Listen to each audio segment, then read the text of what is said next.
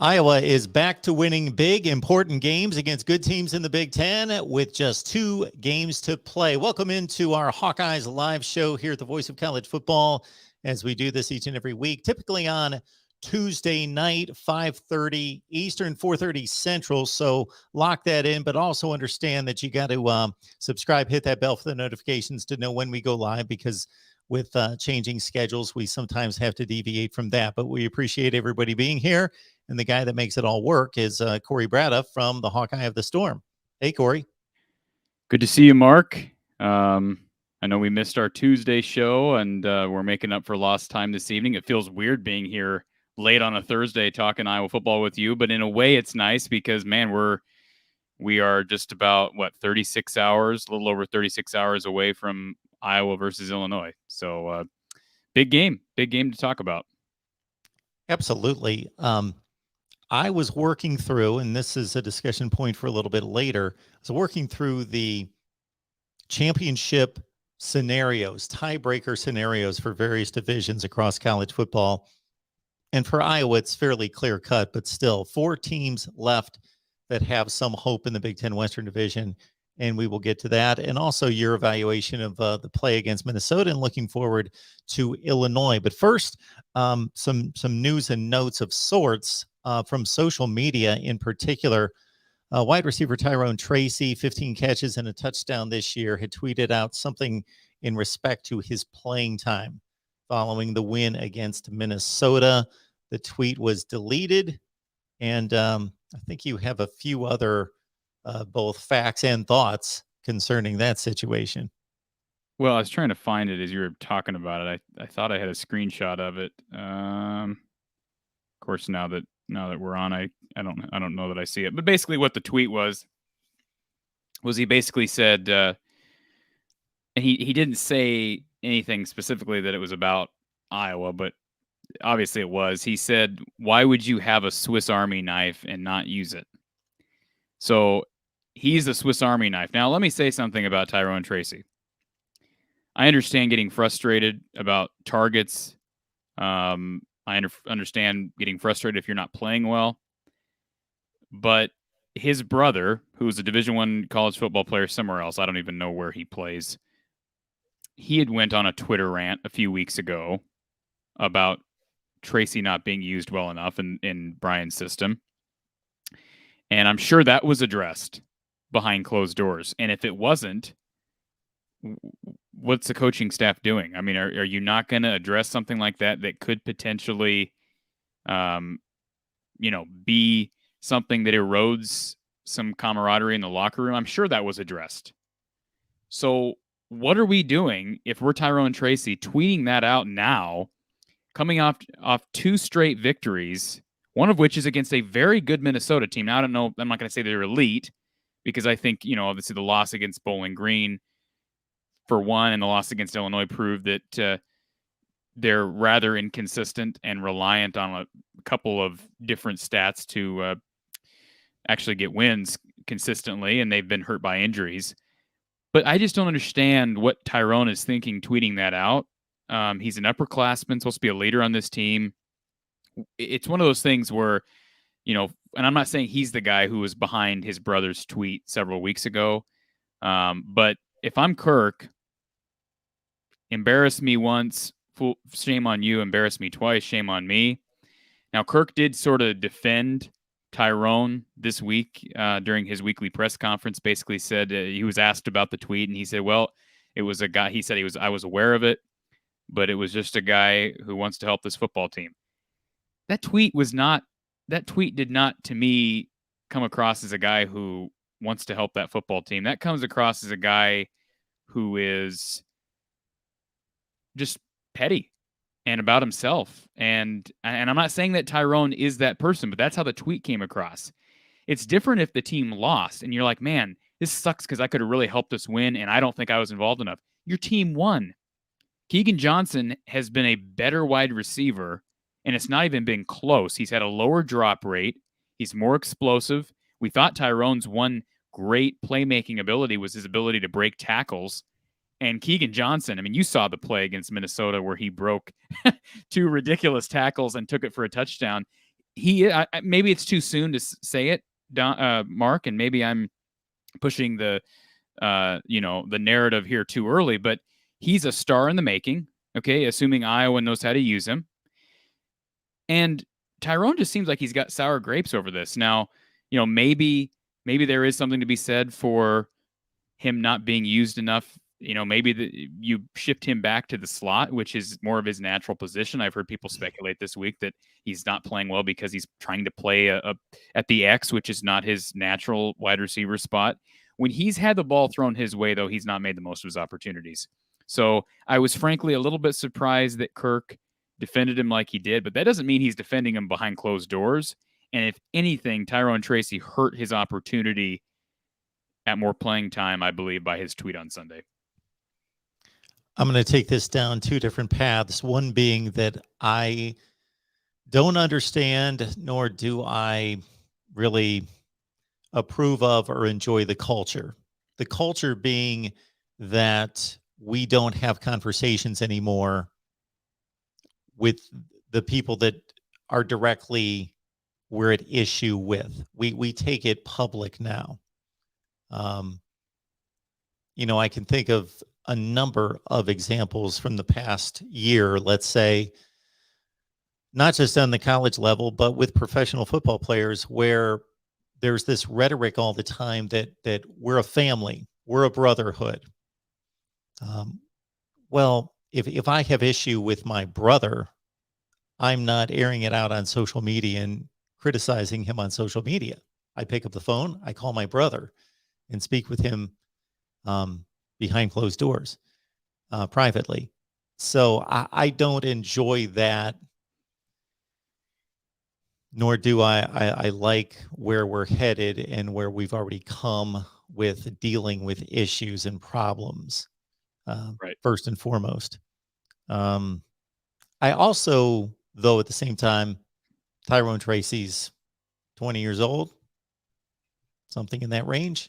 So I'm going to shed some grace on it as well, because of the social media platform that these individuals have today that we did not have years ago. And therefore, I think we've all either picked up a phone, written an email, sent out a social media text or tweet or post, or done something that we regretted minutes later, hours later, days later. So we don't know what caused him to delete the tweet, whether that was his own regret or somebody got a hold of him. So those are just my thoughts on that type of behavior in general, but not speaking to his particular situation. Yeah, my issue is the fact that his brother had already put in a bad name for him 2 weeks ago. So, I mean, I understand making a mistake in the moment, but again, it was after a win. It was a day after a win. It wasn't like, maybe something happened. Like you said, Mark, we really don't know. So I don't want to act like I don't want to be presumptuous. Maybe there was a conversation he had with Brian that didn't go well, or with Kelton Copeland. I don't know, but it just seemed like a really bad timing. And again, Arlen Bruce is another guy we haven't brought up who has excelled as an undersized receiver, which Tyrone Tracy is as well, but looks like, I don't want to maybe say I don't know that Bruce looks like a star in the making, but man, he looks awfully good for a true freshman who's only 5'9". I just think this is an opportunity for Tyrone. If you're Tracy from here on out, it's just time to keep your mouth shut. And whether you're going to train, maybe I see comments in the chat, people surprised he hasn't transferred. If you're going to transfer, that's fine. But to me, if you're worried about your own future, you ought to be thinking about what your next school or the coaches that are going to be recruiting you in a couple months, what they're going to be asking Kirk about, what they're going to hear about. Even if it's, again, if he's thrown in the towel on this team, and I don't believe he has, but if he had, he's still got to do what's best for him. And there's in no way is any of what he's done here by tweeting that out, or I don't want to say allowing his brother to tweet what he tweeted out. None of that is helping his case here or anywhere he were to go in the future. So I've always liked Tyrone Tracy, but it also sort of irritated me because calling himself a Swiss Army knife. I mean, come on. Let's not get ahead of ourselves. He's been a solid slot receiver at Iowa, but Mark, I can think of about 20 receivers in the, maybe that's a little bit, no, that's probably about accurate. Probably 20 receivers in the Big Ten I would take ahead of Tyrone Tracy. And that's no disrespect to him. There's a lot of good Big Ten receivers, but I think it's just a little bit selfish is what I would describe. Probably at least 5 of them play at Ohio State. Well, yeah. I mean, think about it. I mean, this is, I've said it all year long, Mark. This is the year of the wide receiver in the Big Ten. Yeah. This is absolutely the year of the wide receiver with Freifogel and Bell and Dotson and Ottman Bell. And I mean, Tyrone's not even probably top 3 as far as wide receivers on this team. So, anyways, we can move on from sour grapes. And just one last thought, and we don't know what's going through his mind right now. There was a transfer portal move made by an Oregon wide receiver just in the last 24 hours, Micah Pittman. So similar production to Tracy, 12 catches for Pittman, 15 for Tracy on 2 teams that throw the ball sparingly, but do throw the ball more so than other teams in the country, but in the lower half of the nation. And upset about playing time, upset about targets, and putting himself in the transfer portal. So I don't mind a player looking out for their career and thinking that they could have a better opportunity somewhere else. But quitting during the season, I, as a head coach at another institution, would not want to take that player on. Right. Make that move after the season.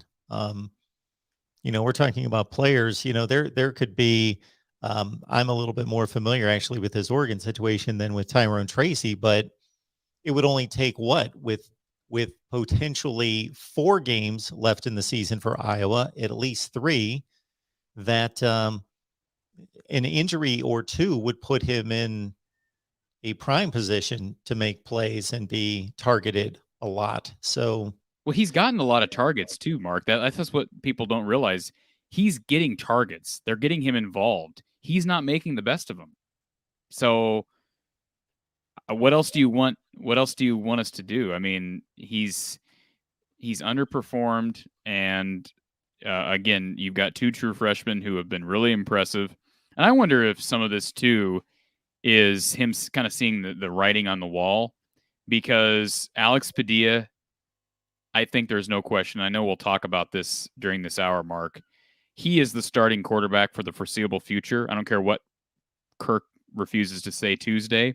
As much as I am convinced that Kirk is the most stubborn head coach in all of college football, I love him, but he's the most stubborn head coach in college football.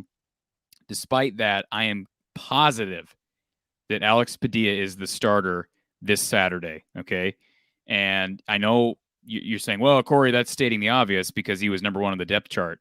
Well, Tuesday, Kirk said, we have 2 quarterbacks we're comfortable with. We haven't made a decision. And that was the right move.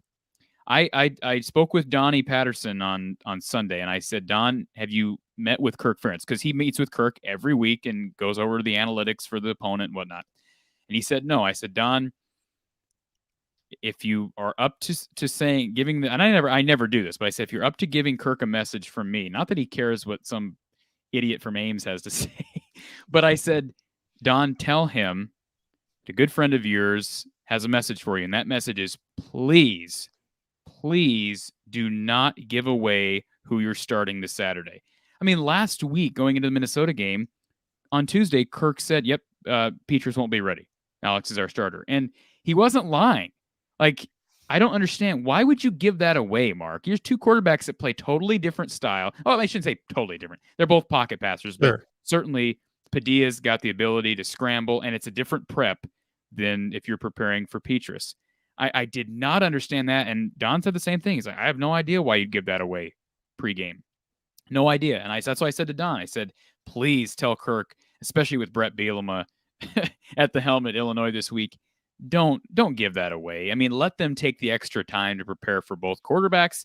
And I'm not taking credit and saying, oh, that's why Kirk didn't give it away Tuesday. I hope that was just him realizing that was a poor decision to give it away in advance.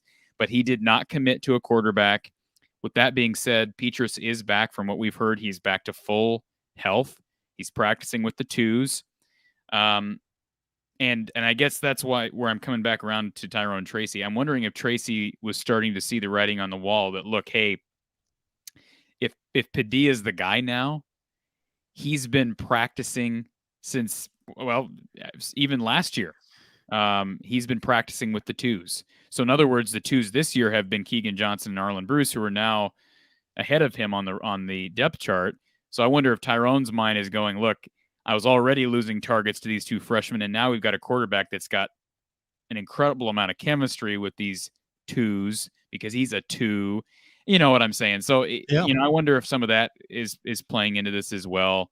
But it is what it is. May the best man win. And I don't think there's I've never really thought that wide receiver was a position that we've ever had to question whether Iowa was playing the right guys. And I give a lot of credit to Kelton Copeland there.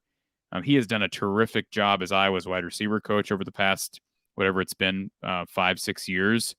Very underrated. The recruits he's brought in with Brandon Smith and Smith Marset and Tyrone Tracy and Nico Reganey have been solid throughout their careers. Charlie Jones, a transfer from Buffalo, has been a really integral part of this team. And now Keegan Johnson, Arlen Bruce. So he's done a good job evaluating wide receivers. And right now, the best players are playing and helping this team win football games, at least these last 2 weeks. Got a question coming in that falls right in line with one of the topics we wanted to hit on. Tyler Linderbaum is obviously the top-rated center in the country by so many different metrics and the most decorated. This is his junior year. He could come back in 2022. So would that would just be a straight senior season in 22, not even a super senior season, correct? Right. Correct. Yeah. And so it's pretty common knowledge at this point that he is not participating because he actually did announce this himself, not participating in senior activities. I believe he announced it. I'm trying to think back. I know he was very hush-hush about the decision-making process, and I don't remember if Kirk announced it this week, but one of them announced it that he would not be. They were asked, of course, if he would be participating, and he said no, which I know fans were reading into that, and people were making a big deal that, oh, that means he's going to come back, and that doesn't mean that. I mean, Tristan Wirfs didn't participate in senior day before he left. I mean, I just don't think that really proves anything. Could he come back? Absolutely. Do I think he comes back? No, because he is going to be a first-round draft pick. He's by far the best center in the draft. I know Pro Football Focus has rated him the best center since they started tracking college, which was maybe, I don't know, 6 or 7 years ago, maybe more than that. So he's going to be making millions of dollars next year if he stays healthy. I'll say the same thing I did when Desmond King decided to come back for his senior year. From a business standpoint, you do what you want, but from a business standpoint, the decision to come back doesn't make any sense. It didn't make any sense for Desmond. Desmond came back in 2016, and I don't think he regrets it because Desmond King's set for life. I mean, he's been a very successful NFL player.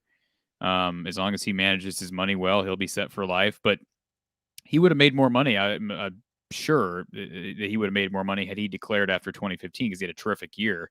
He came back and wanted to make a run at the Big Ten title. 2016 didn't work out, and he left a year late. So, it is possible that Tyler could go that route. I will say this, Mark. Last year, Tyler didn't even consider, at least didn't make it out like he considered leaving early.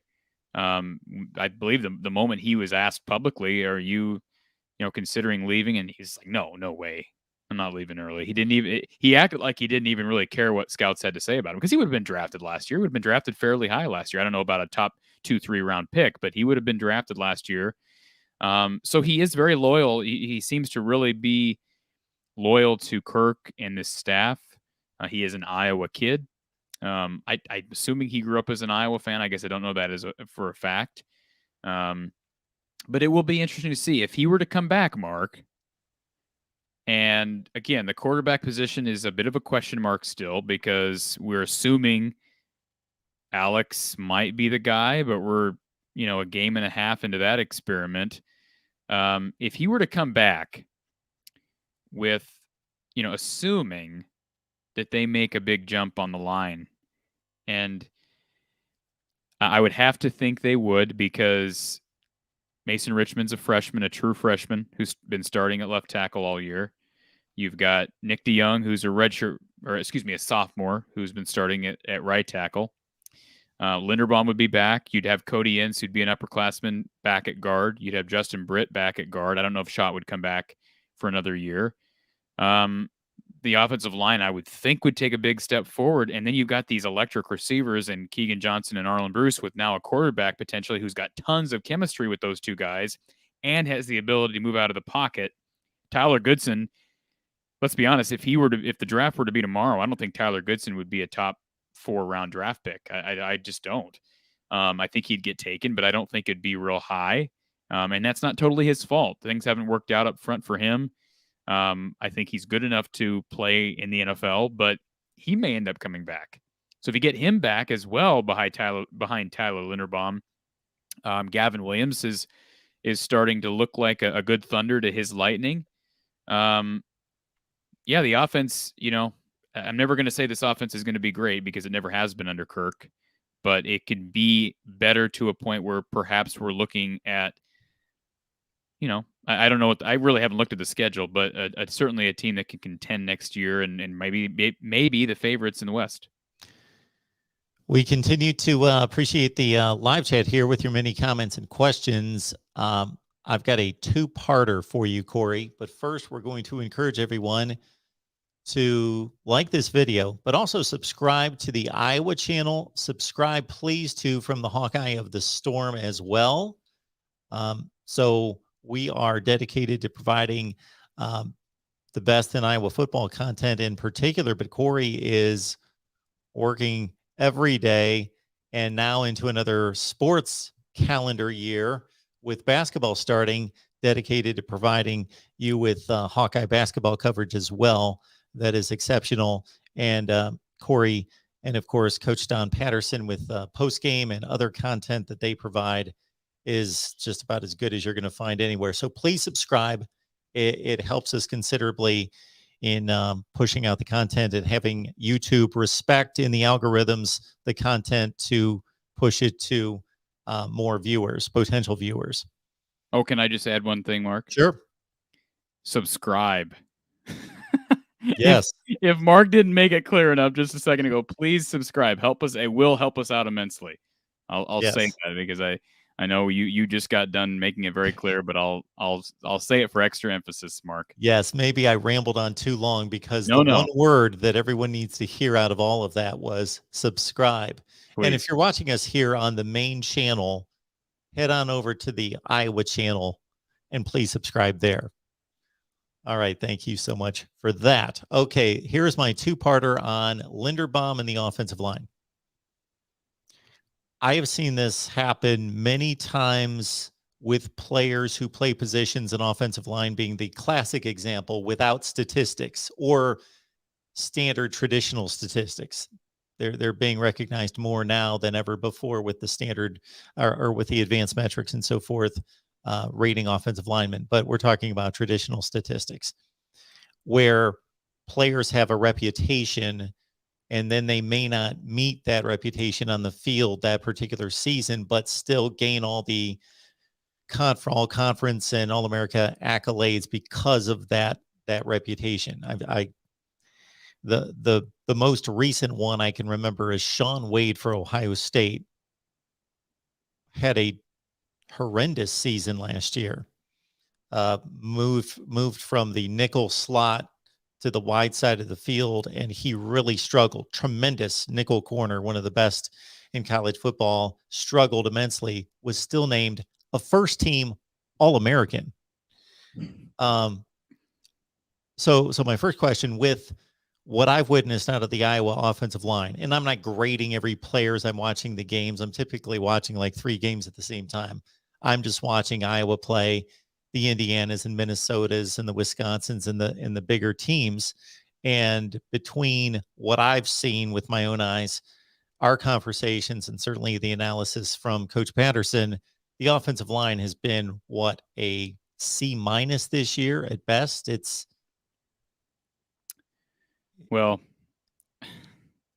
this is going to sound really stupid because I just got done hyping up how Tyler Linderbaum is the highest rated Pro Football Focus center in the history of them ranking players or centers, I should say. Yeah. I'm trying to find the tweet. Pro Football Focus tweets out so much stuff. You want to know hogwash, complete total hogwash. They had Iowa as like a top, was it like a top 5 in the country offensive line? And I just laughed. It was legit. This was not like a fake Pro Football Focus account. And I wish somebody could find that tweet. I'm scrolling through all the tweets here, Mark, but yeah, here it is. 1 day ago. I'm going to retweet this. If you're following me on From the Hawkeye of the Storm on Twitter, you can check out this tweet, and it's going to say, my retweet's going to say hogwash. Okay, so if you want to find it, just find that tweet of mine, From the Hawkeye of the Storm, on Twitter. So it says highest graded O lines this season. Minnesota's number 1, Oregon State's number 2, Ohio State's 3, Iowa 4. Isn't that funny, Mark? I mean, what is this based on? What are we basing this on? The fact that Iowa can't run the football, the fact that Iowa can't protect its quarterback. Like, what are offensive lines there for if it's not for those 2 things? I have not watched more than a couple series of Oregon State football. Watched a few series in the second half against Purdue. I guarantee they don't have one of the 2 or 3 best offensive lines in the country. I don't know how they're rating things. I know Coach Patterson has talked about Pro Football Focus because he, it's funny, even him as a former coach, he keeps up on, these different stats and certainly what newspapers are saying and these different websites. And he's brought up Pro Football Focus, but he always prefaces it by saying, this could just be some guy putting together a random list. I don't know how they're figuring this stuff out. Well, one of the things that came to mind as you were saying all that was that the first number that I would like to know from Pro Football Focus is how many people work for Pro Football Focus. Because to have the in-depth analysis of every player in the country to the degree that they do is crazy. Well, yeah, there's got to be I see a comment here. Somebody said, no, Mark, he said Oregon. No, I said Oregon State, not Oregon, Oregon State. I want to make that clear. But you're right. And there's got to be a formula, right? I'm not sure what that formula is. Maybe it's based solely on Tyler Linderbaum. But if that's the case, if we're rating entire lines just by their best piece of that line, then that's again hogwash. I've been using that word a lot this week. I think my wife's probably getting tired of hearing that. Yeah, that's a throwback. You are you're coming up with terms that outdate you. That's for sure. Well, I'm running out of adjectives to describe Iowa's offense, Mark. Deplorables come out of my mouth quite a bit. You know what? Let's be honest though. This last week against Minnesota, yes. I mean, I don't know if you watched the whole game. The offense was pretty good. It was good partly because you have a quarterback who didn't take sacks, and you had a play caller in Brian Ferentz who finally decided to do something different. And Brian said Wednesday during his media availability that after the Wisconsin game, he had felt like Iowa had lost its identity. Now, there's a couple things about that. A, that does not absolve you of responsibility for, taking a dump in Madison, all right, that does not absolve you from responsibility there, because that's exactly what happened. That loss was on Kirk and on Brian. I don't think you put it on anybody else but those two guys. Ultimately, the responsibility lies there. But the other thing that doesn't do, or the other thing that tweet or that comment, it wasn't a tweet, it was a comment from Brian that they had lost their identity. That's also hogwash, because they never had an identity, Mark. This offense has never had an identity under Brian Ferentz. If you look at the history of Iowa football under Brian, or even under Kirk, the offense has never been great. There have been years where it's been decent. And honestly, that's all it needs to be. The problem, and the reason why Iowa hasn't competed for more West championships, is because there haven't been enough years where it's been decent. And that should be very depressing to Iowa fans, because it's sort of like Iowa basketball. We just got done talking with Coach Gary Close over at From the Hawkeye, the Storm channel, talking about Iowa basketball. Of course, we're early there, and we're playing a lot of mid-majors and lower-level teams that we're not really able to get a good gauge on Iowa yet. But it's sort of with Iowa basketball, same thing, where Iowa, for years under Fran McCaffrey, especially these last few years, Iowa's just needed to be decent on defense, and they can't achieve it. Like year in and year out, they're so bad defensively that they're wasting elite, historic offenses because they have a crappy defense. And it's the exact opposite in football, where their defenses year in and year out, Mark, are top 10 in the country. And yet the offense continues to squander these opportunities. So I'll give Brian credit. I'm not going to sit here and just continue to bash him and not give him credit where credit's due. He called a good game Saturday. That was a well-conceived game plan. And although Iowa's defense struggled to stop the run against Minnesota and lost time of possession, wasn't even close, part of the reason time of possession wasn't close is because Iowa's actually taking some shots. So that's okay. You can win without winning time of possession. It's not one of the top few parameters, at least according to Coach Patterson. And we saw that play out on Saturday. I believe it was 41-19 time of possession. That's stark. And that happens against Minnesota, though. They always win time of possession. Yeah. Win or lose. If that was a greater indicator of win-loss, that they'd be undefeated, because you're right. Their offensive line is best in the Big Ten, in my opinion. Now, maybe you would make a case that Ohio State's is better. Not according to Pro Football Focus and me. No, just Pro Football Focus for sure. Pro Football Focus has them number 1. Oh, that's right. They did. Ohio State number 3. Ohio State's number 3, and okay. Iowa's number 4. So, in other words, we're saying that Iowa's offensive line is better than Wisconsin's. Think about that for a second. That's ridiculous. But I give Brian credit for calling a very good game this week. And if he does the same thing Saturday, they'll beat Illinois. And if he does the same thing on Black Friday, they'll beat Nebraska. And if that happens, this team can still win the West. I don't know why this is, but the flame around Iowa football has sort of dimmed a little bit. Like, we've had a lot of great response on our post-game shows, but there's just less hype. I'm feeling less hype in the state. Oh, I do too. I feel less hype just taking feedback from Hawkeye fans. I think it's because we're relying on Wisconsin to lose, and it feels like we end up in this position every year, Mark. We're always like, the last couple of weeks, it's like, well, we could still win the West, but Wisconsin's got to lose to somebody. And usually they don't. And that's Iowa's own fault, because they lose to Wisconsin every year. So they could potentially still win the West. Wisconsin's got to lose to either Nebraska or Minnesota, which is possible. If the good news is Iowa's still in play for that, and you never know. College football is weird. Nebraska's played a lot of teams close, Mark, as you know. They've had problems closing, but who knows? Maybe they'll go up to Madison and win this weekend. Thank you, Brian, for subscribing. Thank you, Circle Herc, for subscribing. There was a series of statistics in the live chat, I believe, last week, if you recall. And I want to get to that in a second, in addition to circling back to get closure on my two-parter about Linderbaum. Yes. So if you recall, I believe this was on our Iowa show last week, that somebody listed the offensive ranks for the Iowa offense over the past 10 years or more.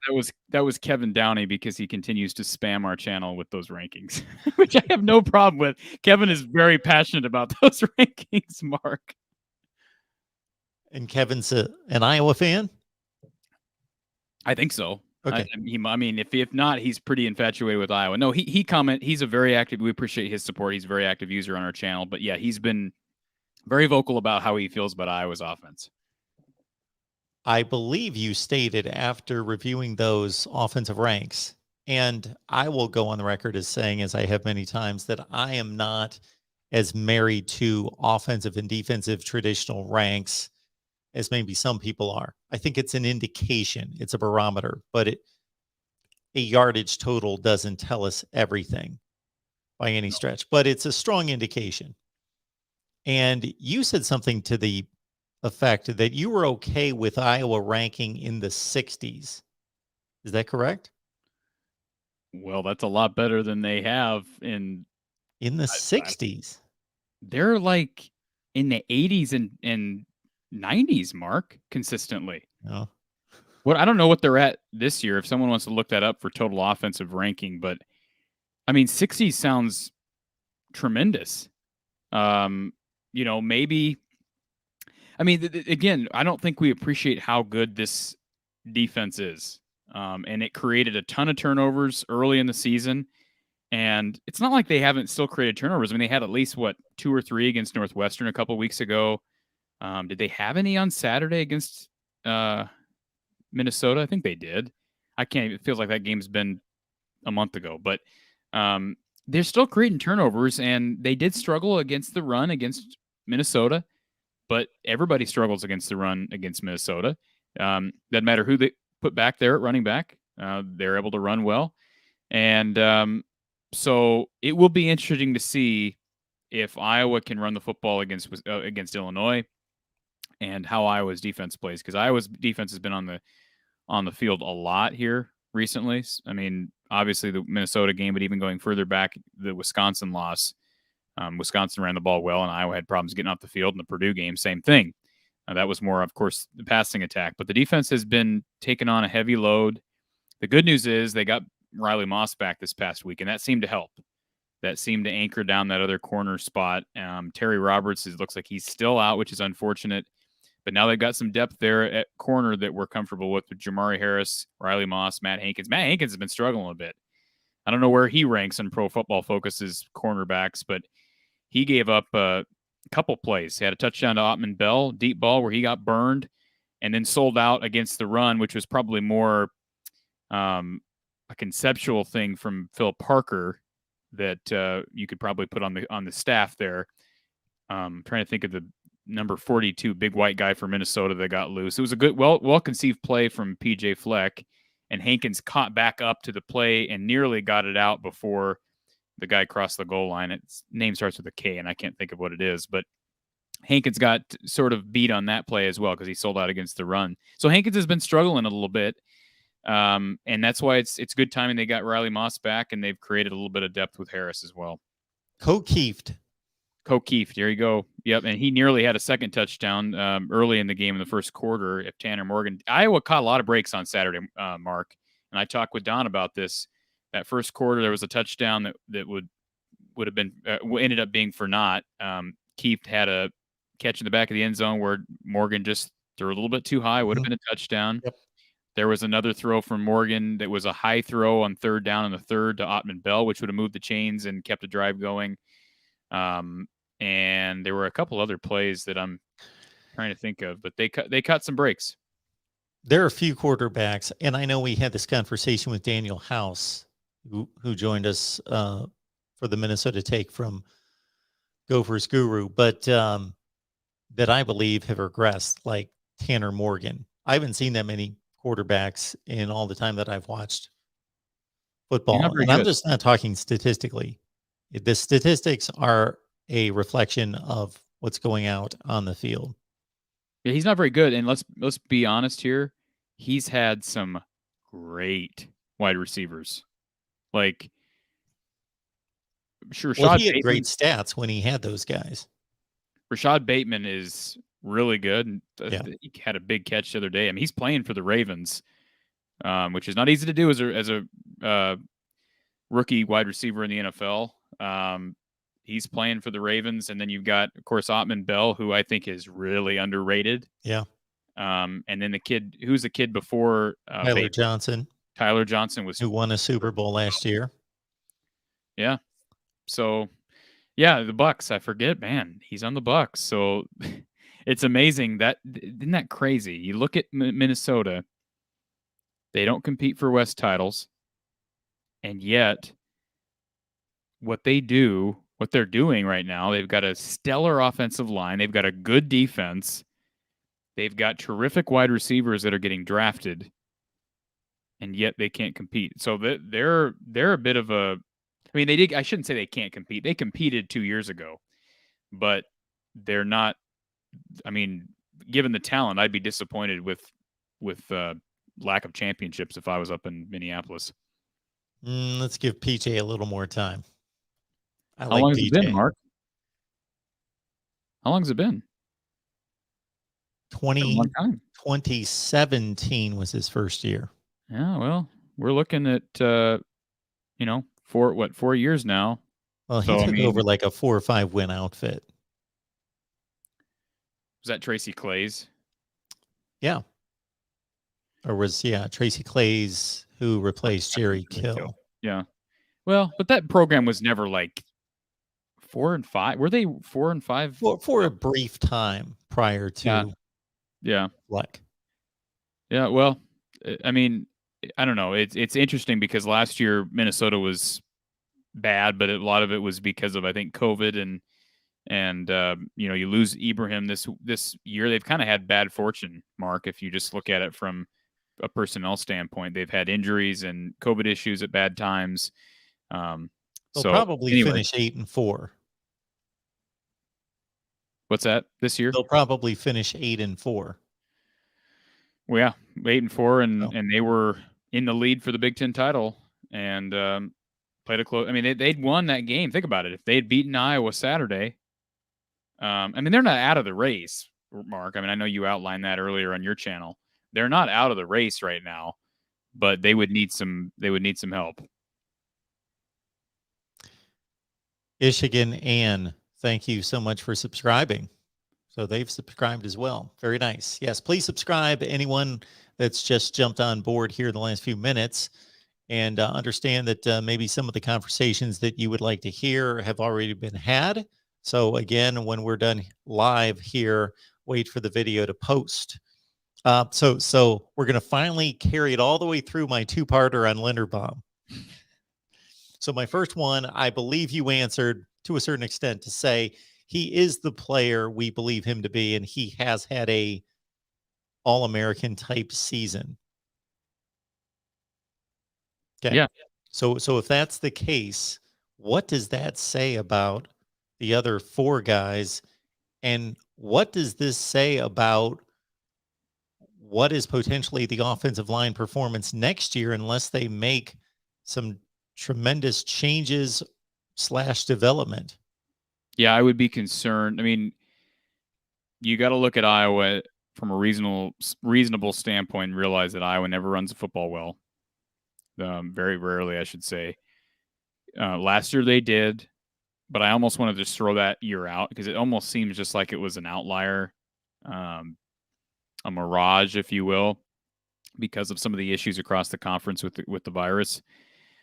They never run the football well, so you can't have an expectation that they're going to all of a sudden run the football well and that with this scheme. But the one thing that I would say in response to that comment, Mark, and this is why I have confidence that this offensive line can end up being good. I'm not saying they're going to run the ball great, but it can be good, at least in pass protection and decent on the ground, is the fact that these aren't like 2019 when Iowa struggled protecting Stanley. That was because of a couple, 2 or 3 guys, one of which got injured, but a couple guards that were like super seniors but couldn't block at all. And I don't know what happened there as far as development at guard that year. Again, they lost Cole Banwart early in that season, I believe. But this is different this year. These are young guys. Again, true freshman Richmond on the left, Nick DeYoung on the right. If they truly like those two guys, and I think they do, I mean, I'm still concerned about why are there not older guys besides Jack Plum that they can turn to at tackle. But they have lost Tristan Wirfs and Larrick Jackson in recent years who have been anchors on that line. But if Richmond and DeYoung can develop a little bit in this offseason, being thrown into the fire early in their careers will only help. So if you got Linderbaum back, I at least have some confidence that tackle can take a big step forward. Center will still be good. And then the fair question becomes, will Justin Britt, Cody Ince, Connor Colby, he's another guy. He's a true freshman who's playing. And Mason Richmond, I keep calling him a true freshman. He's a redshirt freshman. Colby's a true freshman playing at right guard. So they're very young with the pieces that they are banking on for the future. I'm trying to figure out the right way to phrase that, Mark, because there have been these apologists for Kirk and Brian that, oh, it's a young offensive line, give them time. That narrative is bull because they've got old pieces in Cody Ince, Britt, Linderbaum, Plum. Those guys just aren't playing well enough, minus like Linderbaum. Shots, another guy who's old. But I guess what I'm saying is the hope is the young guys who have gotten a lot of playing time, those will be the guys that take a step forward. But the verdict is still out on George Barnett, Mark. I mean, he's a first-year Big Ten O-line coach, a lot of success in the MAC, but certainly based on what we've seen year one, his performance as an offensive line coach wouldn't stand out to me from the outside looking in. What I'm not seeing in the live chat is the typical Voice of College Football audience. These are like, this is a completely new audience to me. I don't see anyone that I recognize. Must be a complete split of audiences between our Iowa audience and the rest of college football. Interesting. And Andy Teeple, Mark, the most recent comment. I haven't been listening to Andy, but man, Andy's really down on this offensive line. DeYoung after this year will never see the field again. Plum might be the worst lineman to ever play for Kirk. Well, Andy, if that's the case, we got some major problems. If they're playing a lineman right now at left tackle, who's the starting left tackle, by the way, and I know because Richmond went down, if he's the worst lineman to ever play for Kirk, then we got some problems. People have been really down on DeYoung, but Richmond hadn't played well either. And Schott's been hurt, and again, we've made excuses for him, and Ince has been hurt, but nobody's playing well besides Linderbaum. These last couple of weeks, I think their issues have been shadowed a little bit, Mark, because of the fact that Padilla has, it's not like he's making tons of plays with his legs, but he's not taking sacks. So that's an interesting development that we're kind of maybe missing. He's not taking sacks. So there's something different. Either teams are not game planning well enough for the change at quarterback, or it's simply the fact that even just a little bit of movement in the pocket makes that offensive line look a lot better because Petrus was a statue back there. So, it'll be interesting to see. Illinois is going to throw a lot at Iowa. Illinois' defense is pretty good. Can we agree on that, Mark? That's a pretty darn good defense. Yes. They've stepped up to the plate, held Minnesota to 6 points. They struggled week one, or not week one. I'm thinking of what team they struggled against someone, and I can't think of when it was. I really can't come up with too many that they've struggled against. They lost to Maryland 20-17 on a last-minute field goal. UTSA. Okay, out of conference. Yeah, out of conference. Wisconsin beat them 24-0. So obviously the offense under 100 yards of total offense was not helping the defense whatsoever. So that's difficult to hold up for an entire game, only give up 24 points there. The Rutgers game was like 21-14, 20-14, something in that range. The Minnesota win, the Penn State win, the three games that they've won in the Big Ten, Nebraska, Minnesota, Penn State, is pretty impressive. It is. It's very impressive, and I give credit to Brett. That's why I have no doubt that Brett can, even if he's coaching from home because he's out due to COVID, he can win this game. I mean, he's won at Minnesota. He won at Penn State. So the road thing, he's got this team primed and ready. Illinois' defense is going to match up just fine against Iowa's offensive line. And then I'm drawing a blank. It's 10 o'clock and I've been talking for 4 hours. Who's the running back? The running back who's so Chase good? Brown. Chase Brown. He knocks off a big play, it seems like, every week. And again, I give so much credit to Brett Bielema. I respect the heck out of that guy. I used to just despise Brett when he was at Wisconsin. And now I respect the heck out of him because, you set me straight during the offseason, Mark, about how he did not fail at Arkansas. And that was sort of my ignorant viewpoint of just looking at record without really weighing division and just what it takes to be a head football coach at that level in the SEC and going up against the likes of Alabama and LSU year in and year out. He has been, I think, terrific year one for Illinois. They've had their ups and downs, but heck, I mean, what do you expect? That's not a program that's really had any success since 2007. And he's proven he can beat almost anybody on any given day. I mean, you win at Penn State. What else do you want? I know, and considering when you look at the contenders being those top 4 teams in the Big Ten West, he has yet to play Iowa, of course. The Wisconsin game didn't necessarily go crazy, get out of hand, but they were dominated. They beat Minnesota. Purdue needed a touchdown in the last minute of the game to win at home against Illinois. Yeah. That's why, heading into this game, these last 2 games, these aren't typical. This isn't a typical Iowa-Illinois game. I remember, was it 2018 where Iowa won 63-0 over in Champaign? I remember that score. Yeah. Not going to happen this week, folks. Not going to happen. And I expect it to be another close game. It should be fun. It should be a great game. One viewer had a last-second field goal by Iowa being the difference, 19-16, but we had 3 or 4 other scores that were 3-score games, 21-point type games. Yeah, I don't think so either. I would be very surprised if that happens. And I don't know, what's the line on this game, Mark? Do you know? I will check it out here in a second. We do have a super sticker here. We appreciate that from Big Irish Balls with the super sticker here. Thank you so much for that. We call him BIB, Mark, and he's okay with it. He's okay with us calling him BIB. Okay, I'm new to that, so I will.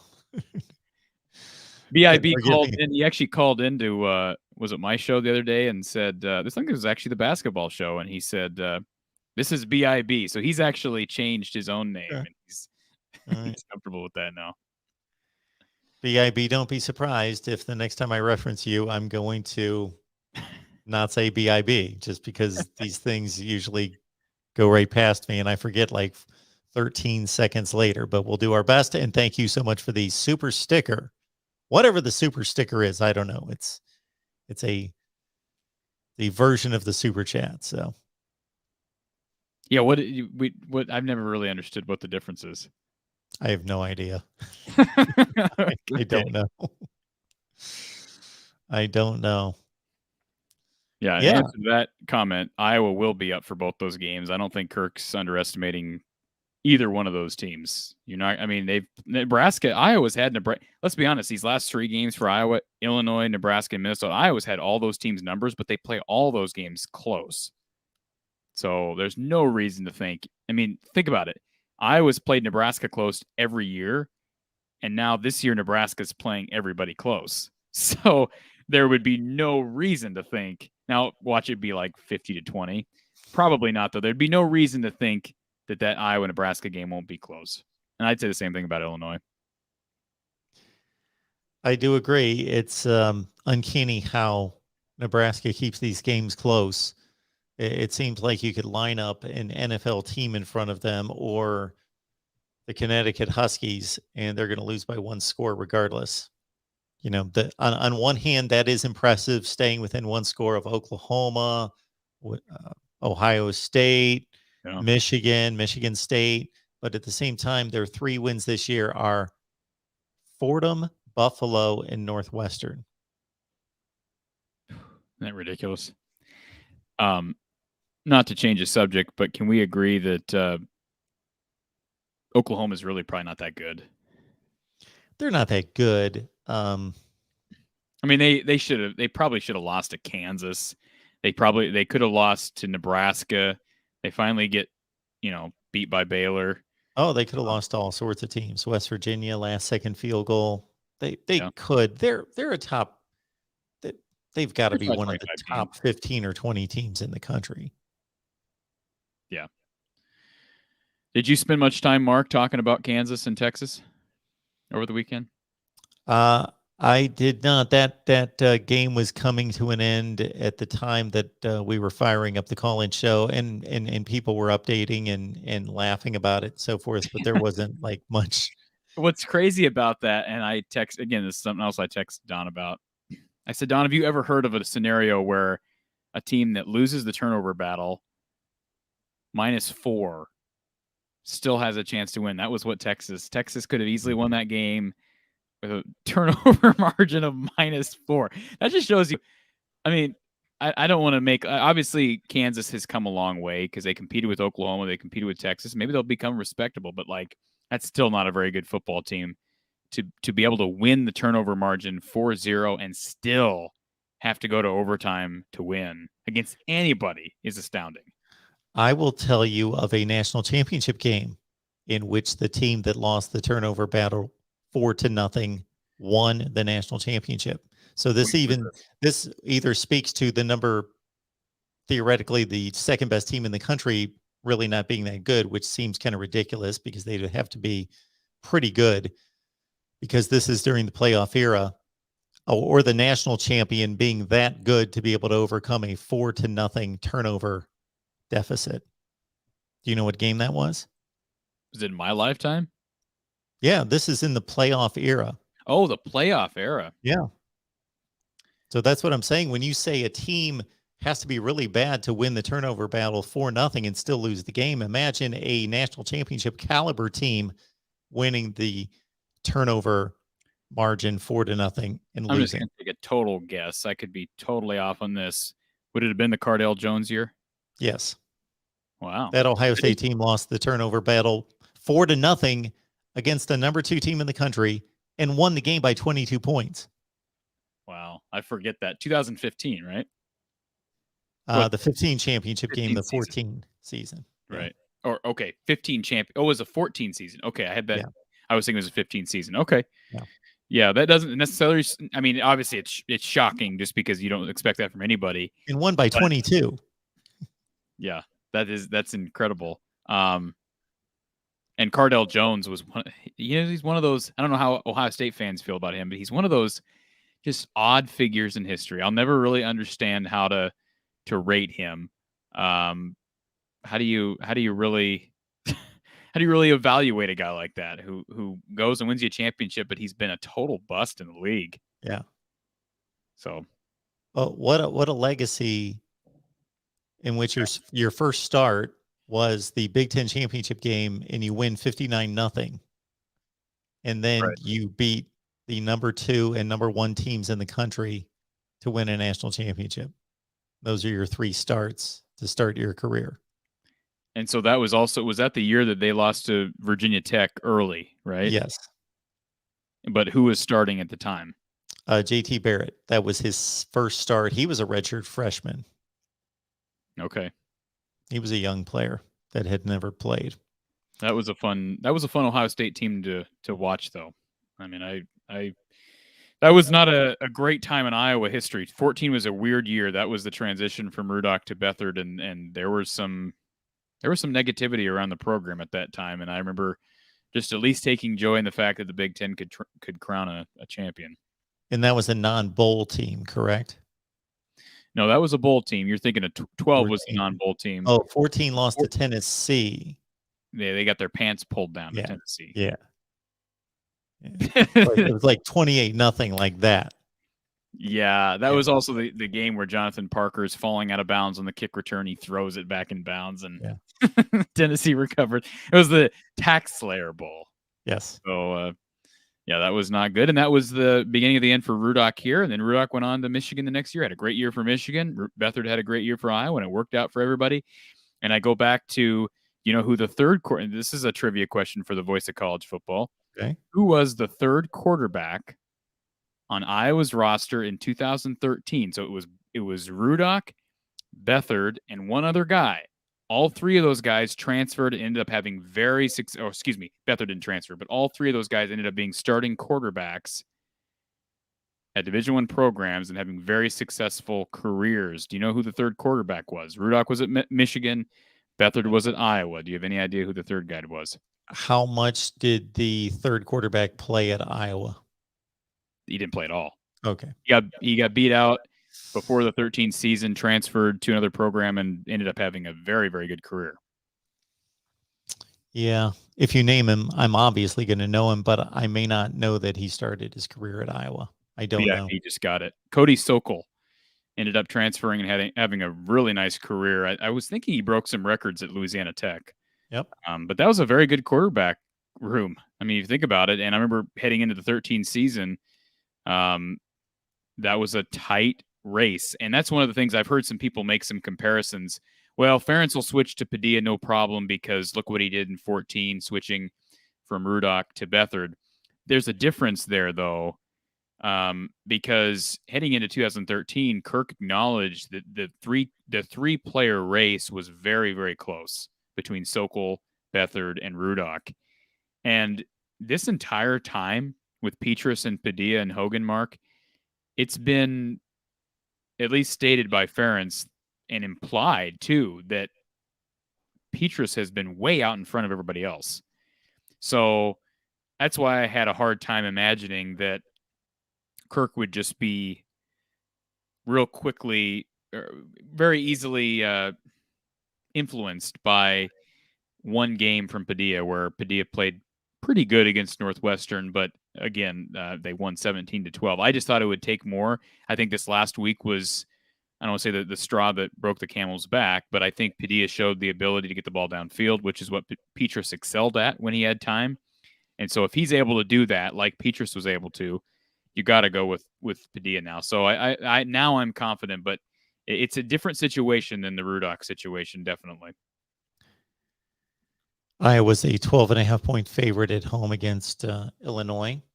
A number of people had stated earlier at the chat that they were, when I say a number of people, maybe three had stated that they would rather not go to the Big Ten championship game.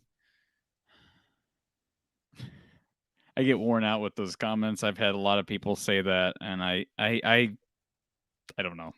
I mean, it'd be like saying I don't want to go to the playoff because I don't want to get beat by Bama. That's a tired narrative. I don't like it. I also don't think what's awaiting in Indianapolis is that overwhelming. I don't think it's some great guarantee, regardless of who it is, that they're going to win the game. A couple things on that. Remember, I told you a few weeks ago, Mark, that I thought the one team that could beat Wisconsin, or excuse me, there you go, that could beat Ohio State would be Wisconsin. And I still believe that I could see that happening. Not saying it will, but I could see that happening. I agree. But if Iowa were to make the title game, I don't know that they'd get destroyed, because the defense, I think, could keep them in the game. It may not, but I think it could keep them in the game. And because of Padilla's ability to scramble, I just think that makes this specific offense more dynamic. Again, not a knock on Petrus under a normal year where Iowa has good pass protection, which normally they have good pass protection. They don't normally have good run blocking, but they have good pass protection. I would feel better about Petrus, but I think Padilla could score against that Ohio State defense. I still think Wisconsin would have a much better chance, but I wouldn't necessarily think it'd be a blowout if Iowa played Ohio State. And remember, I mean, last time Iowa played Ohio State, Brian Ferentz called a pretty good game. Now, I definitely don't think Ryan Day would fall for the sleepwalk that I think Urban Meyer did, and I don't think Urban Meyer had that team ready to play that day. That's just my opinion. You probably have thoughts on that 2017 game, and you probably feel like I bring that up way too much, Mark. Iowa fans tend to do that because that's the last. I saw our friend over at Wide Right Natty Light, Levi Stevenson. Yep. He's not the one that wrote the article, but somebody with SB Nation at Iowa State, Wide Right Natty Light, wrote some article this week that Iowa hung a banner about how they're undefeated against Ohio State since 2017. That I don't know if it was supposed to be sarcastic, but that's totally ridiculous. It did not happen, and like a bunch of fans were on there pissed off that it was written, and it's like, just ignore it. That's just go back to my word now, Mark. That's hogwash. They did. Iowa State fans were ticked because Iowa hung a banner that said Music City Bowl 2020. Okay, they went to the Music City Bowl. Like, they earned that. Whether they could have gotten beat 60-0. They still earned the battle. They made the bowl game. Like, I don't understand why we're upset. I don't understand. Missouri's the one that canceled that game. I guess we're supposed to say, well, Kirk didn't make a bowl game in 2020.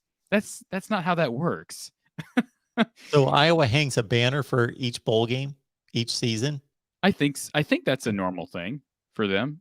You know, if they win it, then it says, you know, Music City Bowl winners. If they don't, then it just says Alamo Bowl participation or whatever. I don't know. I'm assuming. I guess I've never paid a whole lot of attention to that, but I did see a picture of that, and I didn't think anything of it. I thought, well, good that they did make the bowl game. They deserve that, I guess. That's also an interesting decision because I think that is not something that all programs do. I think each program has a bar that they set to say, this is what we're going to celebrate. Well, we take joy in the lesser things, because if we think about it, if we only had banners for Big Ten West titles, we'd have one banner. Now, I guess there's a lot of teams that wouldn't have any banners. I mean, Illinois doesn't have any banners. Northwestern got more banners than Iowa, but they only have a couple. Whatever. I mean, you go to bowl games. I don't know if it's I don't know. So Ohio State doesn't have banners anywhere for bowl games? Ohio State's not hanging a banner for the 2011 Gator Bowl. That's the last bowl that they went to that was not a major bowl game. So that's as far back as I needed to go for that. No, there's not going to be a banner for that. There's not going to be a banner raised for a division championship either. 2011 is the last. Are you saying it's the last non-New Year's Six bowl game that they've been at? Oh. And that was the Luke Fickell year. That was not an Urban Meyer, Jim Tressel. Otherwise, you got to go back to 2004. 2004 would be with a set head coach. The Alamo Bowl 2004 would be the last non-BCS / New Year's Six. Yeah, I mean, so I understand if fans are kind of annoyed by the fact that Iowa would hang a banner, but I don't think that's a new thing. I think they do that typically. I'm assuming it's in their practice facility that they hang them all around. So that's not at the stadium. No, it's not at the stadium. Okay, well, I didn't. Can you imagine? They've got Duke Slater up on the. They've got all these greats. Now Kinnick up on the press box, and then you turn to the right and it says Music City Bowl 2020. Oh, that's what I was referencing in the stadium. What is being celebrated? It's in the practice facility. Okay, I'm pretty certain. But the other thing we haven't talked about, Mark, and I know this doesn't have anything directly to do with Iowa, but we don't have an Iowa State channel here at the Voice of College Football.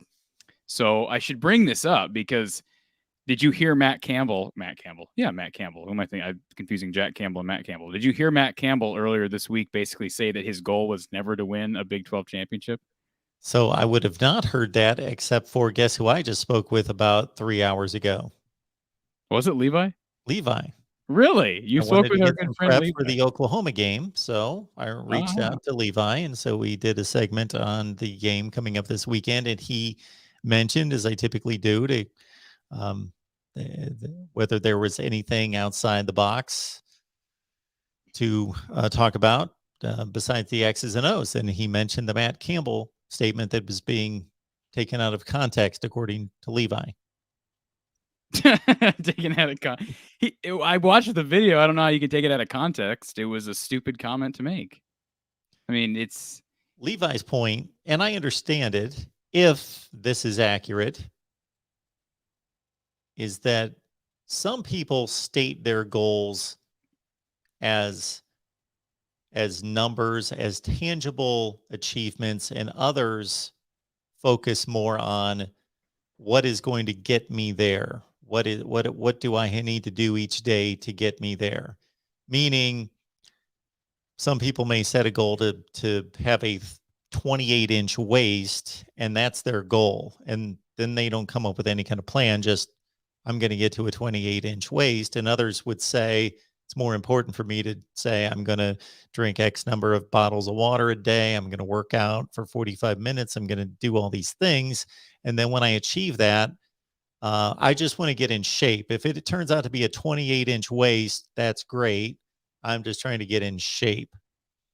So Levi's point was that the Nick Sabans of the world just focus on the process and not so much it's our goal to win the SEC, the national championship, whatever it is. yeah, but the problem with that, there's a lot of problems with that, Mark. The major problem that I run into in that line of thinking is first of all, we're comparing Matt Campbell to Nick Saban. That's the first problem. Okay. Second problem here is all what you just stated is the difference between short-term and long-term goals. You can have both.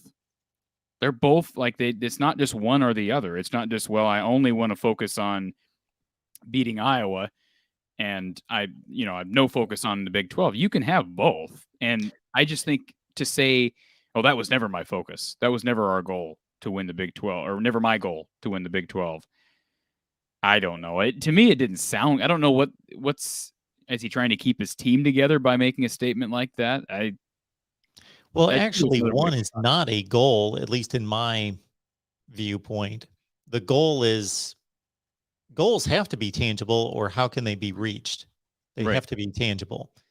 Now, what you need to do and execute to achieve the goal, those aren't goals in and of themselves, or I guess they could be, but it seems more like this is my plan to execute to reach the goal. Yeah, I honestly, here's the deal. This is what bothers me about, and I'm gonna broaden out a little bit. You don't ever hear me very rarely do I come on here and rip Iowa State. That's just not who I am. I actually have, I don't want to say I have a soft spot for Iowa State, but I'm sort of like, I don't want to see the team do badly. I get really tired of hearing all the little brother stuff from Iowa State all year round. I mean, we had the discussions before the Cyhawk game this year, Mark. I kind of get tired of the animosity, most of it from Iowa State. Like, Iowa fans don't care about Iowa State fans. And I know Iowa State fans say they don't care about Iowa fans, but yet stuff like that, we hear they're trolling Iowa because we hung a banner about the Music City Bowl. Stuff like that always tends to come up from Iowa State.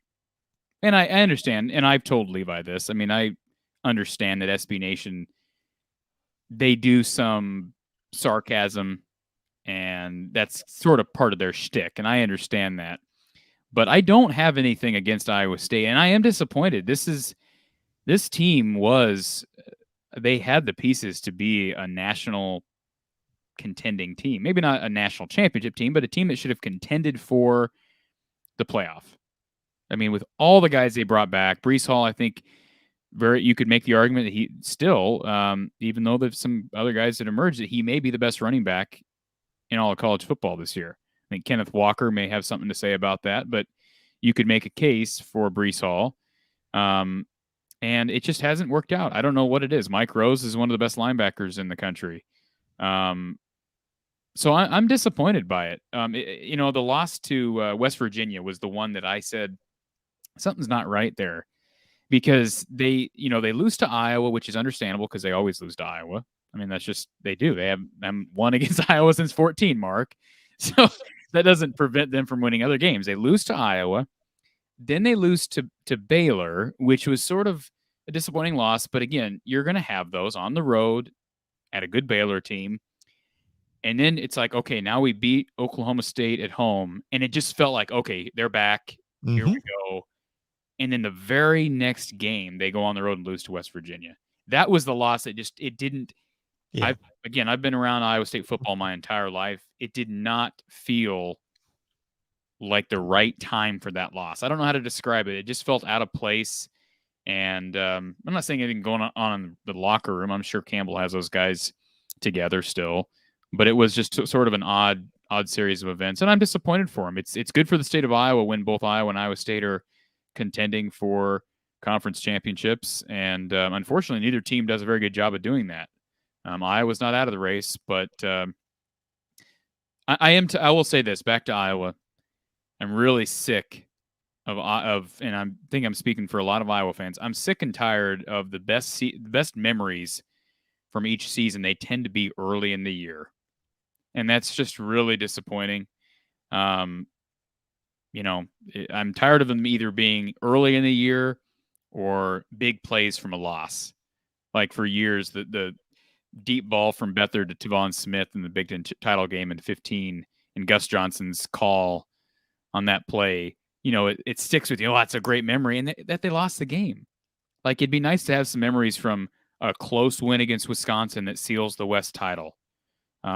Or a close win against Nebraska that seals the West title. Not a close win against Nebraska that gets you to the Outback Bowl. You could say the same thing about Iowa State this year. I mean, their best memory is probably going to be that Oklahoma State game where they stormed the field, and that's disappointing for all those guys that came back to win a Big 12 title. And that's what they came back from. Those players have been very outspoken. Those Iowa State players came back to win a Big 12 title, regardless of what Matt Campbell has to say. And I'm sure the Iowa players would say the same things. I don't see any reason why any of these Iowa players would say our goal was to go to the Outback Bowl or the Music City Bowl and hang another banner. Their goal was to win the West, and if they fall short of that, then that's a disappointment. There's just no question. I don't care if they're 10-2 this year, which Iowa could very well, Mark, be 10-2 and not win the West. That would be sort of odd. I would not have predicted that heading into the season. If you had told me they'd be 10-2, I would have said, no, they're West champions. But that's not necessarily the case. So if they're 10-2 and lose the West title out to Wisconsin, I have to say that's a disappointment. I know that maybe that's some coaches and longtime Iowa fans would say I'm crazy for saying that about a double-digit win season. But given the fact that they started 6-0, and we thought the toughest part of their schedule was the first few games, that would be very disappointing. But not all hope's lost. They could still win the West title. Starts with a win against Illinois. I will need to verify, but of course it's all time stamped. It's on video. It's there for everyone to see. I'm almost positive I picked Wisconsin and Iowa to tie at 7-2, and the tiebreaker to be the Wisconsin win at home over Iowa. Well, I know you picked Iowa to be 9-3. I looked back at that the other day, and your record prediction for Iowa, which looks like you're going to be pretty close. You're going to be, well, unless Iowa loses, I guess if they lose out, you're going to be within one either way. They win out or lose out. But yeah, I do believe you picked Wisconsin to win the West, if I recall.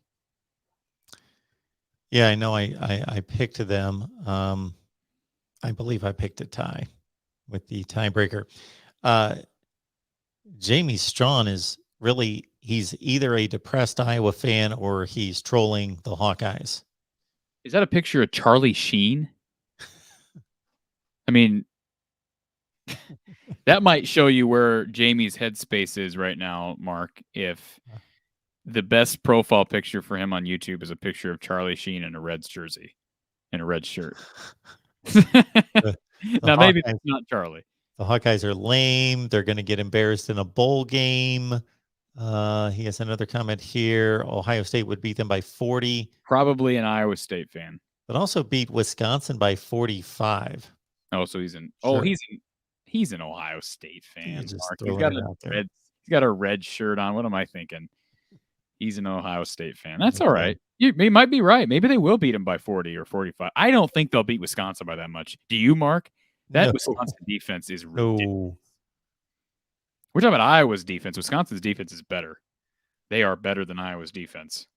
And I've been saying that all year. Even after that Penn State loss, I said, man, Wisconsin's defense is going to keep them in every single game. Even when what's his face? Why can't I think of the Graham Mertz? Even when he was self-destructing, that defense, you just knew they were going to be in every game.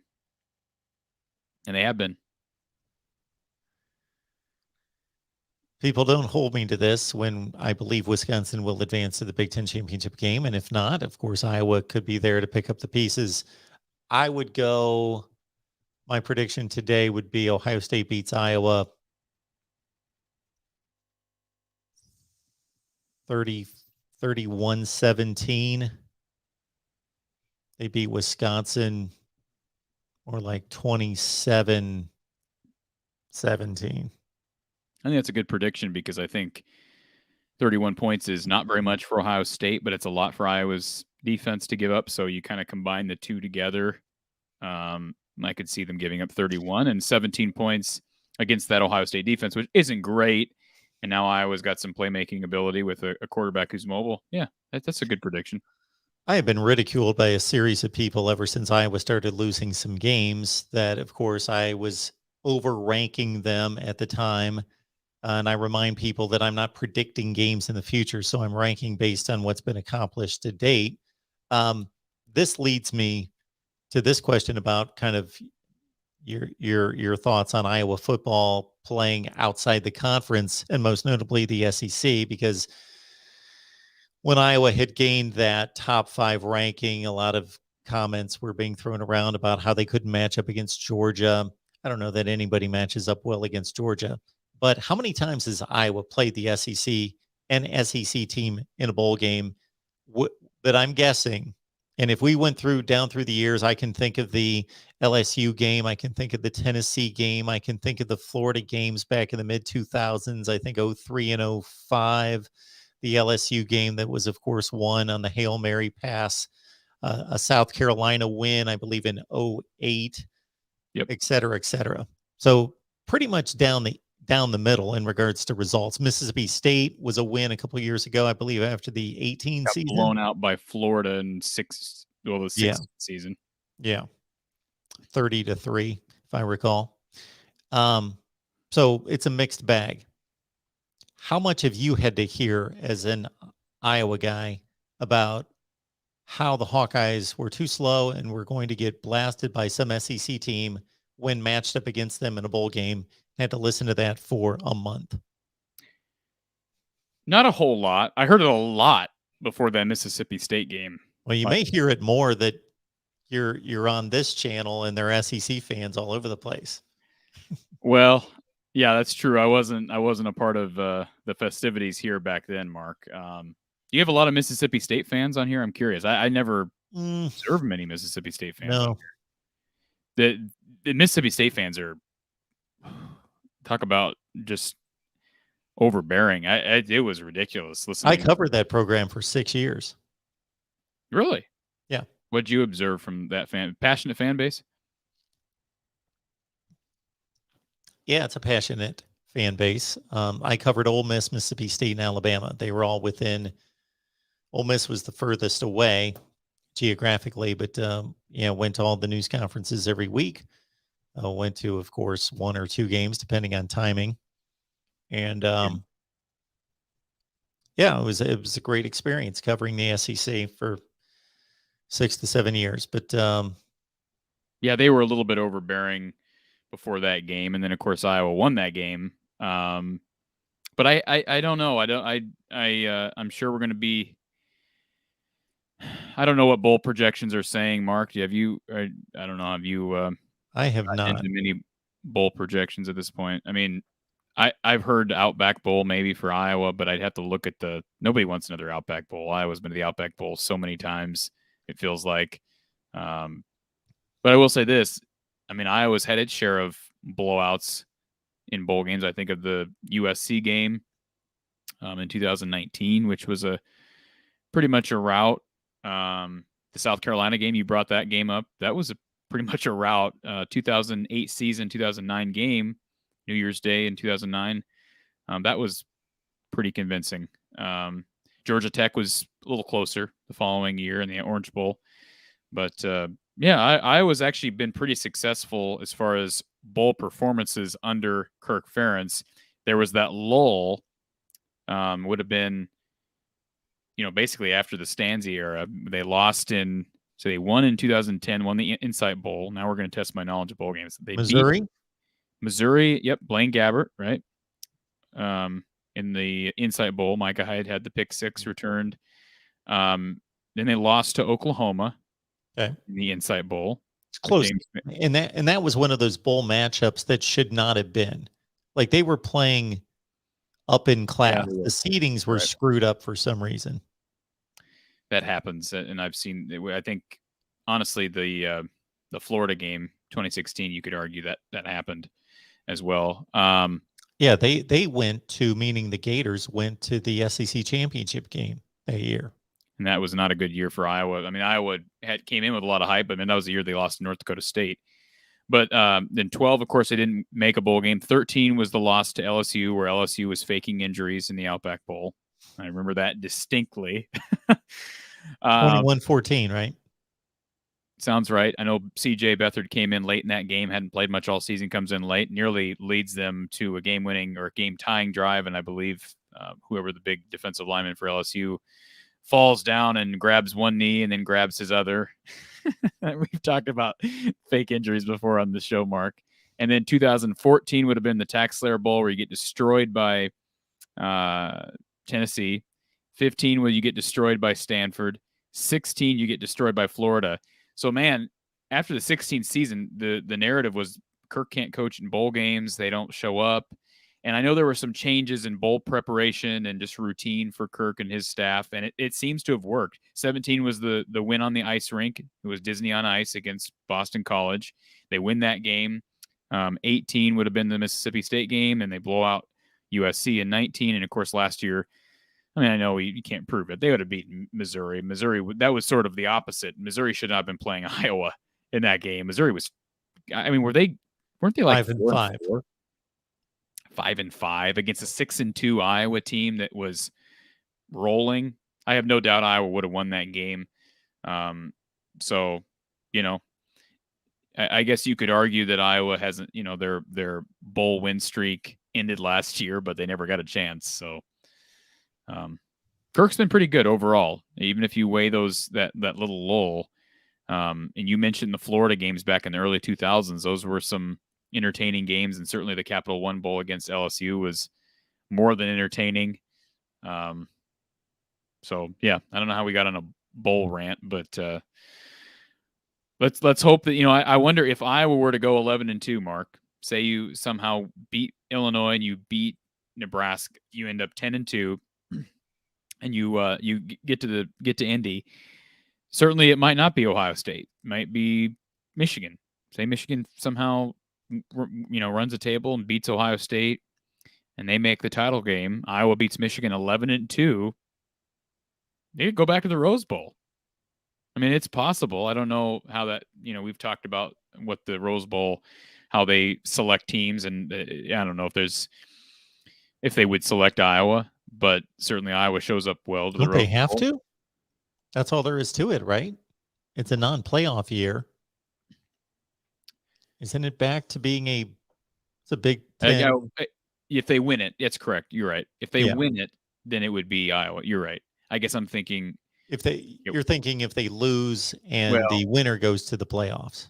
Right. Yeah. That's what we had talked about before, but I don't think if you lose and you end up 9-3, or excuse me, you end up, what would that be?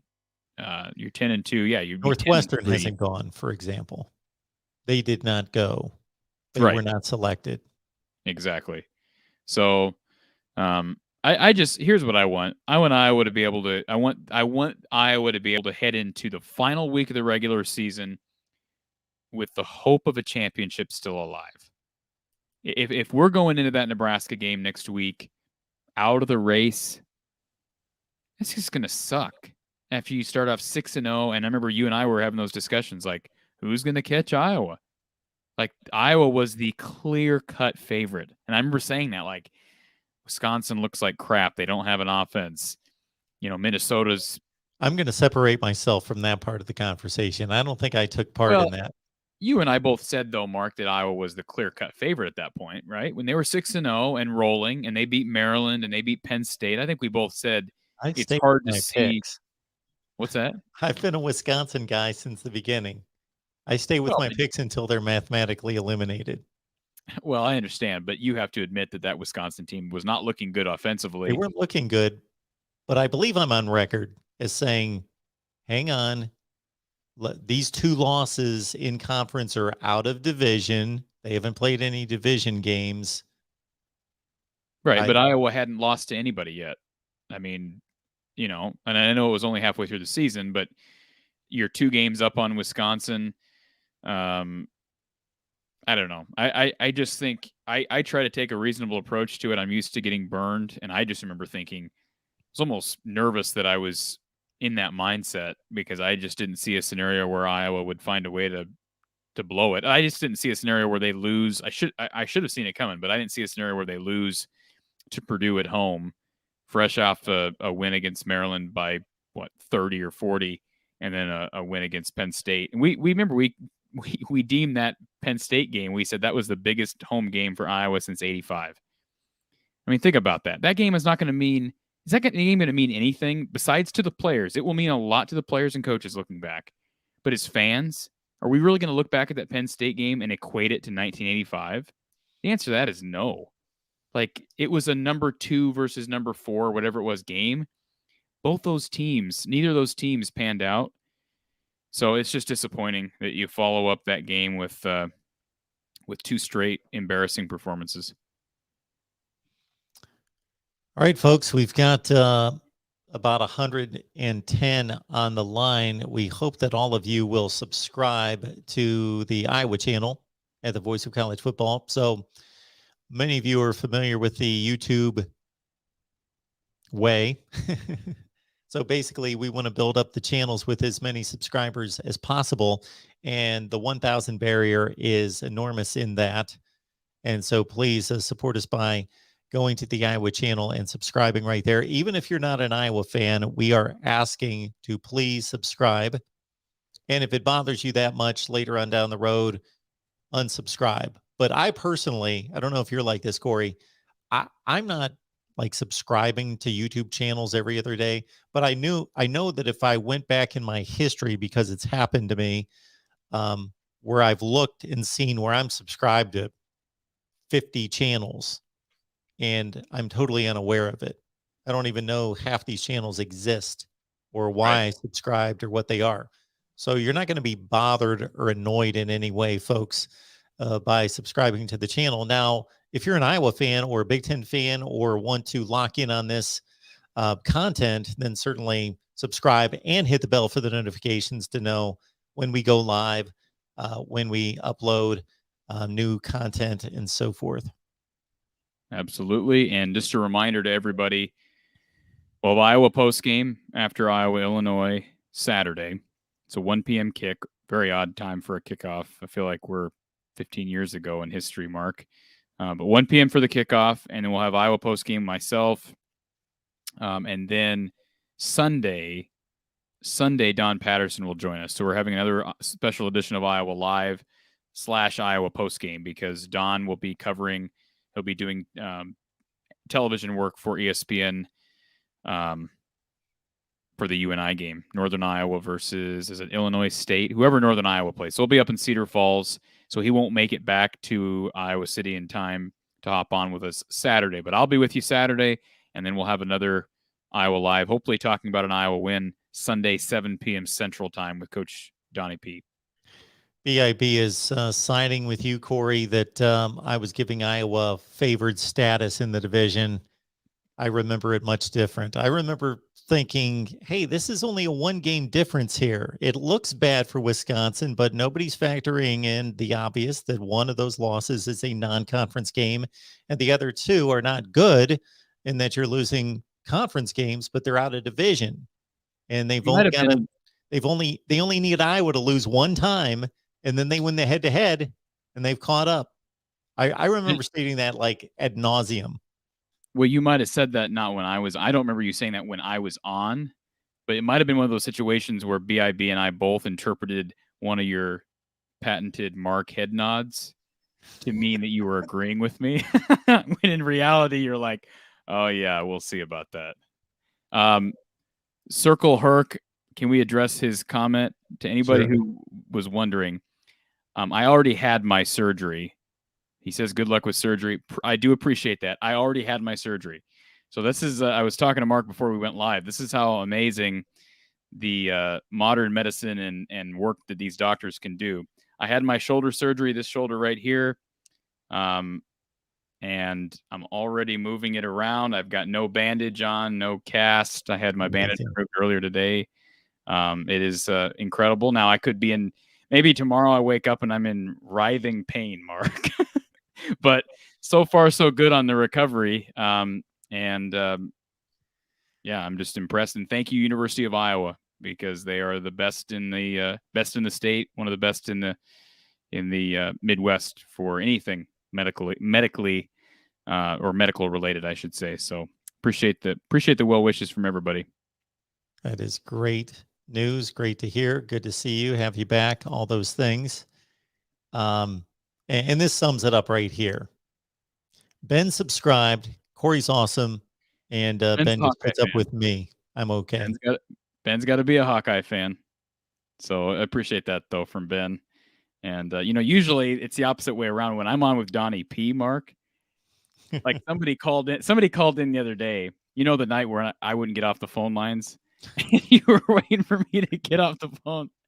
And that was just miscommunication between me and you. But anyways, we did have a lot of callers, and we had one guy call in, and he said, he's like, well, I've been following Iowa football since the 80s. And he's like, Don, I listened to this show and I learned so much about football from you. And he's like, well, from you too, Corey, but mostly Don Patterson. And I'm like, oh, that's par for the course. I understand it. When people come to listen to the show, for the most part, they're there for Don Patterson. And so I feel like my job heading into this was to make sure we had Don Patterson locked in and ready to go for this season's post-game shows. And I will say this, I know the season's not over, Mark, but I couldn't thank Don Patterson more, because he is absolutely terrific and has helped make that show possible on Saturday. So thank you, Don Patterson. No question about it. For sure. For sure. And really, there's no reason for me to even tag along during these Iowa shows. I just come along and provide whatever little Big Ten national perspective I can. We're going to have some good conversations in the off season, Mark, because I feel like there's a lot of topics and that I don't really, specifically coaching related, that I just don't want to talk about during the season. I've been outspoken about that I don't think it's the time or the place, but I'll be happy to have those conversations after the season is over. So hopefully we can have those. And I try to be somewhat careful with what I ask Don, because Don is not only does he do work for Kirk Ferentz and that staff, he's very good friends with Kirk. So I respect Kirk so much. I've told the story before, I'm sure, on this show, when I was in high school, and I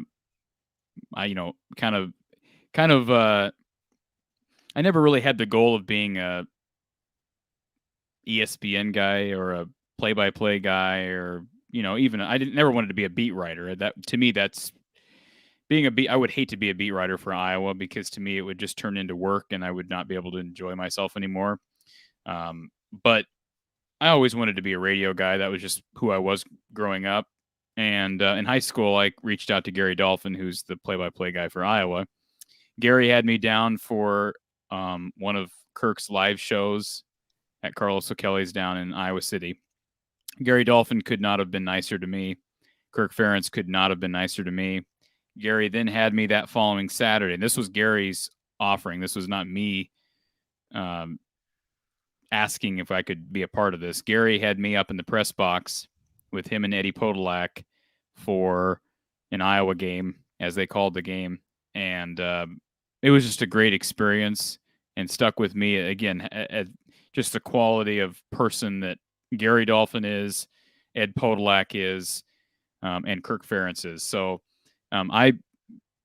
there's no question. I'm critical of Kirk when I feel I need to be. I may use some strong adjectives at times, but I respect the heck out of Kirk Ferentz and that whole Hayden Fry coaching tree, including Brett Bielema, Dan McCarney, Bill Snyder. Some of those guys I don't know personally, but everything I've heard, I mean, just knowing Kirk Ferentz a little bit and knowing Don Patterson as well as I do now, there's a lot other programs there's not many more other programs I'd rather be a part of as far as history and individuals than I am with Iowa. It's a special history. It doesn't have the accolades that an Ohio State or an Alabama or USC has, but there's some great people that have been through this program. So we're privileged to have Kirk, despite some of the struggles in certain areas. It'll be a sad day when he moves on. I'll admit that.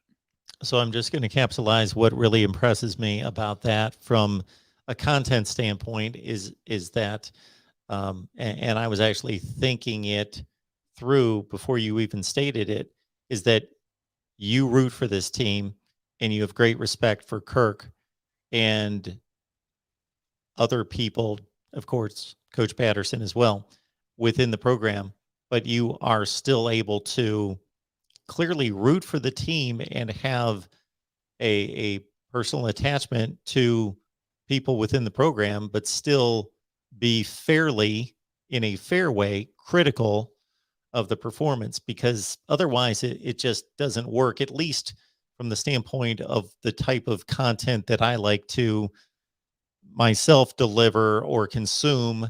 That's not just a cheerleader. We're the greatest. Everyone's great. We're doing everything right. Regardless of whether the score was 34-7, we're still amazing, or the people that can never be satisfied by anything, regardless of the score, where it's balanced, it's fair, it's logical, it makes sense, and there's perspective, and you can pay that respect and still say, but in this case, in this situation, I think it could have been handled better or differently, or we didn't meet the standard in this game. Yeah, and I've been outspoken that I don't really know what qualifies Kirk's son to be the offensive coordinator. I just don't see it. And I'm sure, Kirk doesn't care what I have to say. But I'm sure if I said that publicly in front of Kirk, he wouldn't like that comment. And I wouldn't like it either if he was talking about my son. But I'm just calling it like I see it. I don't know what qualifies Brian to be an offensive coordinator at this level, what he's accomplished. I don't have anything against Brian Ferentz.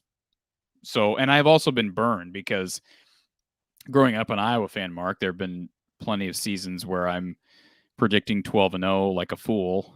And it's like, oh, wait, that's not reality. Perfect example, Saturday during the Minnesota game. I don't know if you saw this play, but, actually, we brought it up earlier. Matt Hankins gets burned. He catches up to the big tight end for Minnesota. I already forgot his name. But he knocks the ball out, and it was actually closer than I originally thought. It looked initially like it was in the end zone when he knocked the ball out, but when they showed it on replay, he had actually gotten his left arm, knocked the ball up and out right as he was going over the goal line. The problem is you don't have pylon cameras, so you can't tell exactly when the ball came out. And I watched it, and I thought to myself, they're not going to overturn that call. There's no way you can do that. And Julian Vandervelde, he's a former Iowa offensive lineman, very successful offensive lineman. He tweeted out during the game, "Oh, this is, ridiculous. They need to have pylon cameras. It was clear that Hankins knocked the ball out and they got cheated."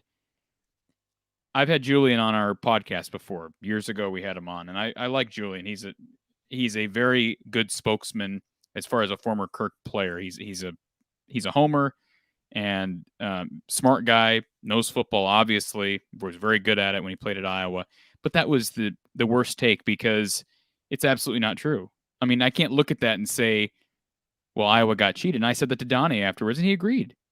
You can't tell. There's no way you could have overturned that call and not and made a claim that you're being unbiased. Like if I'm an official and I'm looking at that, I'm saying there's no clear, conclusive evidence there. We're going to leave it the way it is. I understand as a fan, I want it to be a fumble. I want them to overturn it, but I understand that, you've got to make the decision that's the right call. So anyways, I guess I'm going back to the point that I try to look at things from as unbiased of a standpoint as I can, but I am a homer. I'm not going to never, ever deny that. There's no question I'm a homer.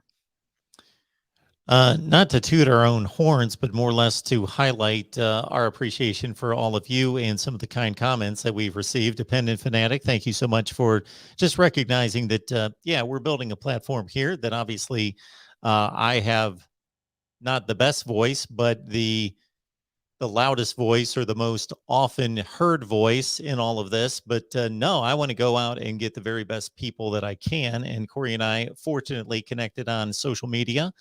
And I am certainly not afraid of bringing contributors on here who are at least as good as I am, because that benefits all of you. I won't try to stand up to that claim, Mark, but have enjoyed this. I feel like we're going on am I about to die, Mark? What's going on here? I feel like we're about to enter like a really dark period of time, and we're like thinking maybe I should have had like a speech prepared for this. Folks have taken your surgery to heart. They were concerned. So I will give a brief, if I can here. I know we've of course been on here forever, but I'll give a brief experience from when I was coming out of anesthesia on Wednesday. I remember a couple things, but one of the things that I remember saying, I'm in recovery room 1 or whatever it is in my eye, you're seeing things, and I can remember seeing things, but your eyes don't open all the way. And I just remember saying to one of the nurses, I'm like, is this what it feels like to die? And the guy looked at me, he's like, how would I know? and I just, I dozed back off. But it's like, it was amazing because all I remember from going under, and I'm sure you probably had a surgery or two in your life, Mark, but I don't remember anything. Like it's weird. It was just like, I remember the last conversation I was having with one of the doctors, and then boom, I don't. Yeah, it's crazy. It's a weird feeling. It's a really weird feeling. Yeah, it is. Anyways, didn't die though. I'm here, so I'm happy about that. Had you died, you would have possibly been doing the show, but Iowa would be undefeated. That would have been the difference. If I had died during that surgery, Mark, how would you have known? Have you thought about that? How would you have found out that I died? Well, no, I tend not to think of those type things. No, I did not think of that. Let's think about it for a second here. How would you have found out? Because I mean, let's be honest. The show on you probably wouldn't have thought anything if I had just not texted you the rest of the week. So then I would have played Illinois, and you would have had no post game. I can laugh about that now. That's far from the worst ramification of you right passing away. It is. Well, what if I died? The YouTube channel would just stop producing videos, and I'd probably continue producing content without knowing what happened for the next couple of weeks, Mark. So let's just make sure that doesn't happen. Okay, we'll make a deal on that. Yes. All right, everyone. We appreciate everybody being here. Typically, it's Tuesday at 5:30 Eastern, 4:30 local time. They're in Iowa Central Time. So we expect it to be that. But at the same time, we sometimes have to switch it up. So please subscribe, hit that bell for the notifications. Most notably, subscribe to the Iowa channel, subscribe to From the Hawkeye of the Storm. And we appreciate everybody being here. Enjoy the game on Saturday. Catch Corey on the post game after the ball game. And we will see you all soon.